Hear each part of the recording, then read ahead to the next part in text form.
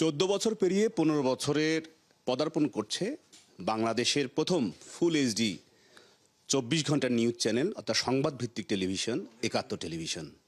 সেই 15 বছরের এই প্রথম প্রহরে অর্থাৎ গতকাল রাত 12টায় আমরা যে কেক কেটে উদ্বোধন করেছি, আজকে তার প্রথম আনুষ্ঠানিক যাত্রা 15 বছরের যাত্রা শুরু হচ্ছে। সেই শুভক্ষণে আমাদের সাথে আছেন বাংলাদেশ জাতীয়তাবাদী দলের ভাইস চেয়ারম্যান, সাবেক মন্ত্রী এবং নোয়াখালী 3 আসন থেকে নির্বাচিত সংসদ সদস্য জনাব বরকতুল্লাহ বুলু, আছেন কেন্দ্রীয় ছাত্র দলের সাবেক সাধারণ সম্পাদক এবং বরিশাল 4 আসন থেকে নির্বাচিত সংসদ সদস্য মাননীয় প্রতিমন্ত্রী নৌ পরিবহন মন্ত্রণালয়ের জনাব রাজীব আহসান।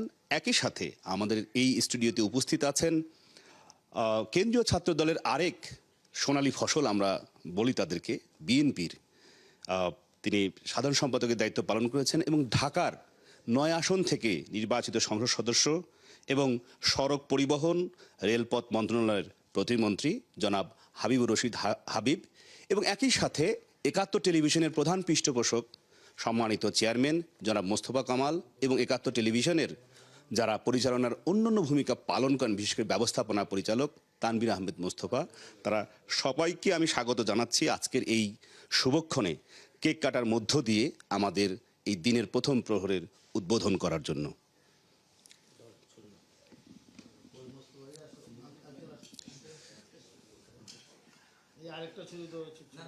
আচ্ছা, অসুবিধা নেই, হাত ধরলেই হবে, হাত ধরলেই হবে।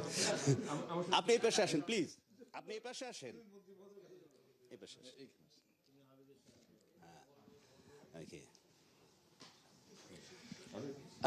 আমাদের সাথে উপস্থিত হচ্ছেন নারায়ণগঞ্জ থেকে নির্বাচিত সংসদ সদস্য দীপু।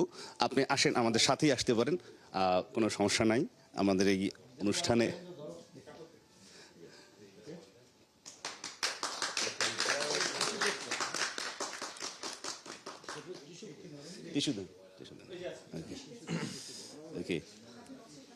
অনেকক্ষণ ছিল তো এই জন্য একটু না, সম্মানিত চেয়ারম্যানকে কেক খাওয়াচ্ছেন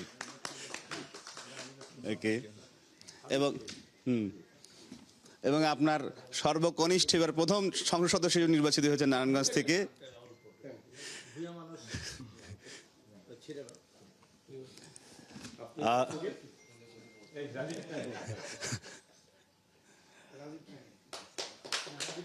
আমরা খুব সংক্ষেপে যদি একটু প্রতিক্রিয়া জানতে চাই যে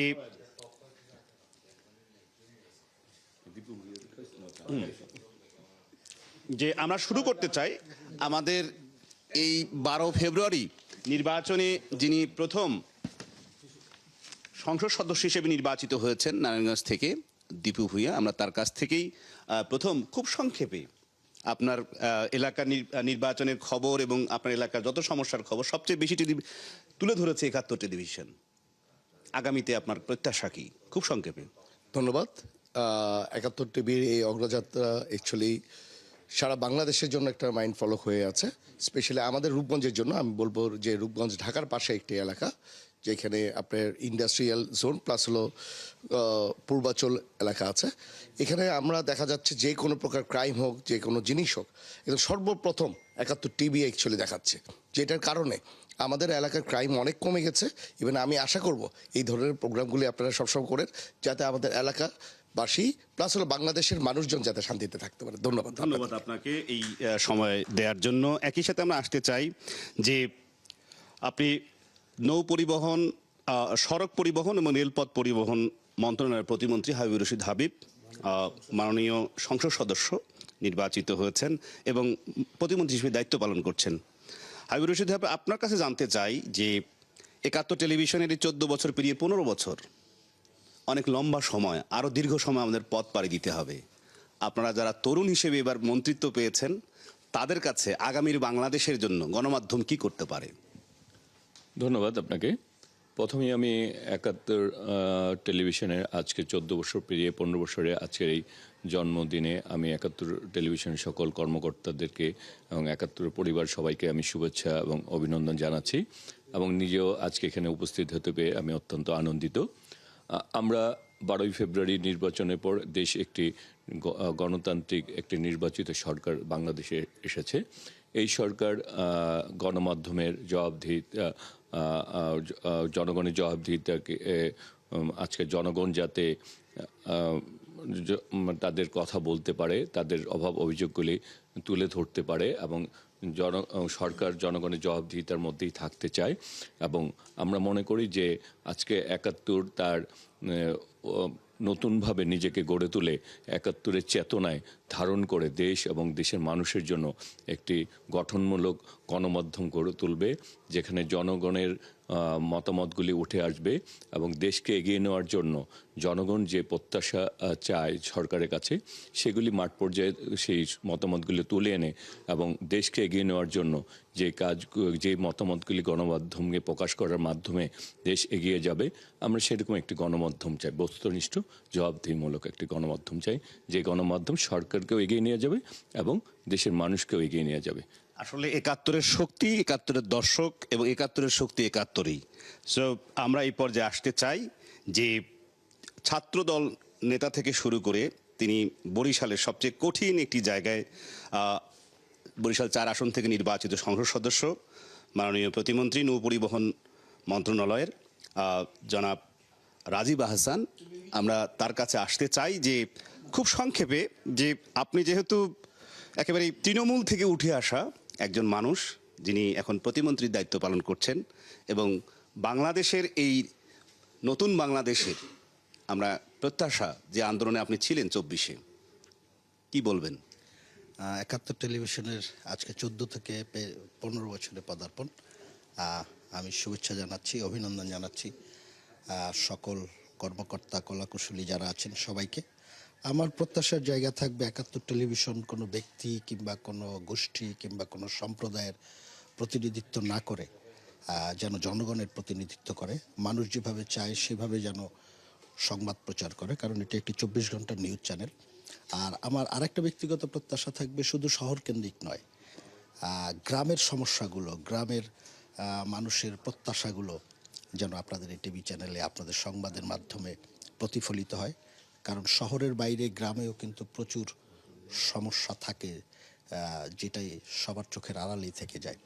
আপনি গ্রামকে যদি উন্নয়ন করতে না পারেন, তাহলে শহরে যতই উন্নয়ন করেন সামগ্রিক উন্নয়নের ছোঁয়া কোথাও লাগবে না।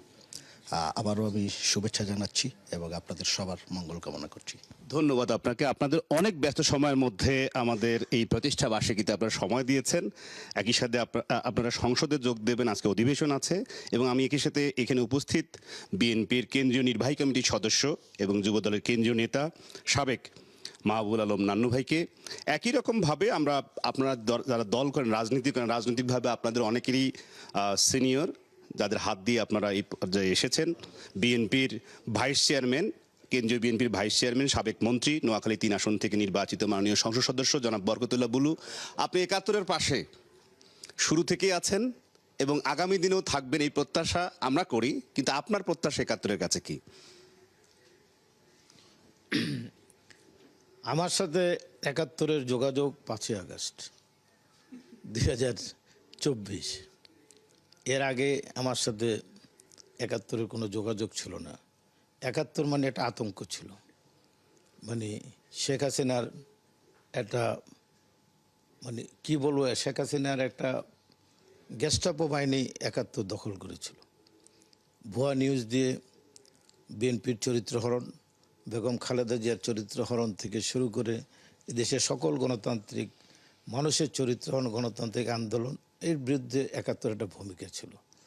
71 যখন 5ই আগস্ট অত্যন্ত মহা বিপর্যয়ের মধ্যে পড়ে, দিতেছি না বিপর্যয়ের মধ্যে পড়ে, তখন আমি, মির্জা আব্বাস আর আমাদের মাননীয় মহাসচিব, আমরা গুলশান অফিসে ছিলাম, শফিকও আমাদের সামনে ছিল। তখন এই 71 এই বিল্ডিং জ্বালিয়ে দেওয়া হয়েছে, বিল্ডিংয়ের কোনো চিহ্নই ছিল না।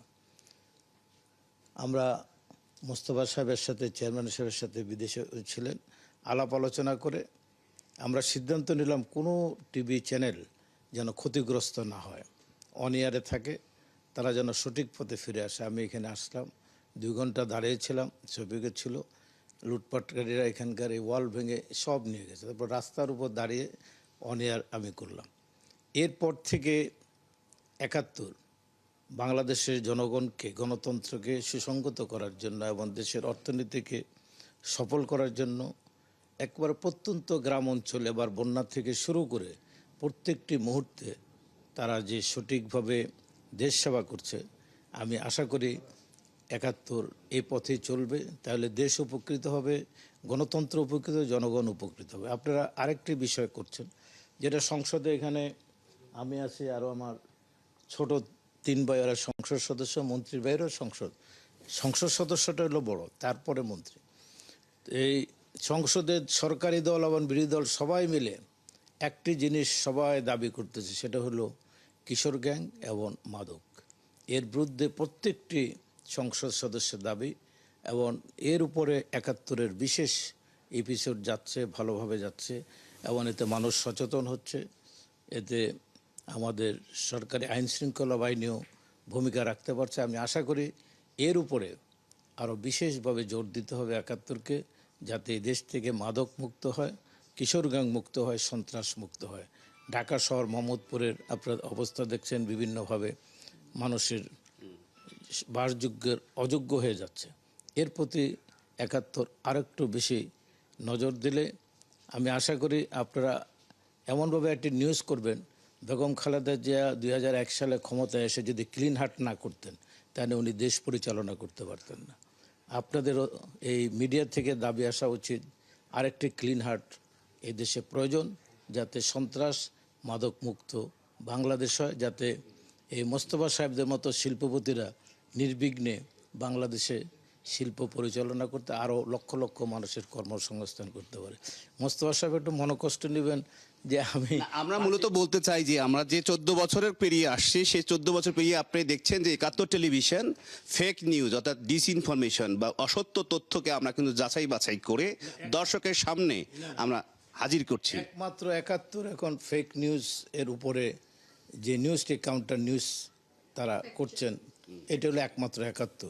তবে এটা হলো 5ই আগস্টের পরে, এই জন্য তাদেরকে আবারও ধন্যবাদ।